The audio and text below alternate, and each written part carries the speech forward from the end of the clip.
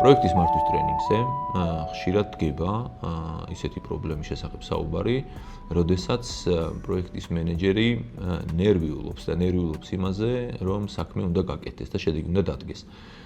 ყველა პასუხისმგებლიან ადამიანს წესით ეს პრობლემა აწუხებს და განსაკუთრებით პროექტის მენეჯერს, რომელსაც თხოვენ სხვების მიერ გაკეთებულ საქმეზე პასუხს. და ასე დროს იჭრება ეს პროექტის მენეჯერი.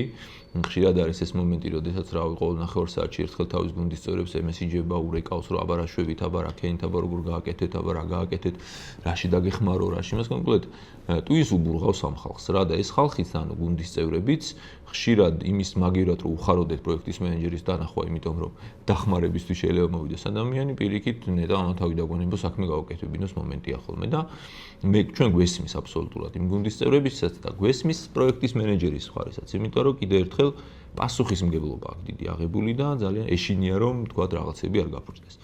ამ თემას მოკლედ რომ თქვა მიკრომენეჯმენტი ქვია რა და ჩვენს ტრენინგზე, პროექტის მართვის ტრენინგზე სწორედ იმას ვასწავლთ თუ როგორ მოვაგვაროთ პროექტის მენეჯერის თავში პირველ რიგში ეს პრობლემა და შემდგომ რაღაც კონკრეტული თულები დავჭუროთ, სადაც პროექტის კონტროლი, მონიტორინგი ისე რომ ხელიდან არ გაგვექცეს სადავოები, მაგრამ არა იმის ხარჯზე, რომ ჩვენი გუნდის წევრების თითოეულ ნაბიჯს ვაკონტროლებდეთ, აი როგორ გავაკეთოთ ეს ამბავი, ხო? აი ამას ვასწავლეთ, ხო? იქ სხვადასხვა სტატუს რეპორტის, დილის შეხვედრების, სხვადასხვა თულების გამოყენებით ვცდილობთ, რომ პროექტის მენეჯერებს უკეთესი მართვა ავასწავლოთ ამ საქმეს.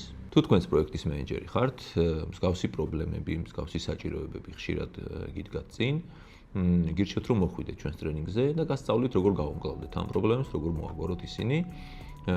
ინფორმაცია აღწერაშია, შეგიძლიათ ბუმს დააჭიროთ.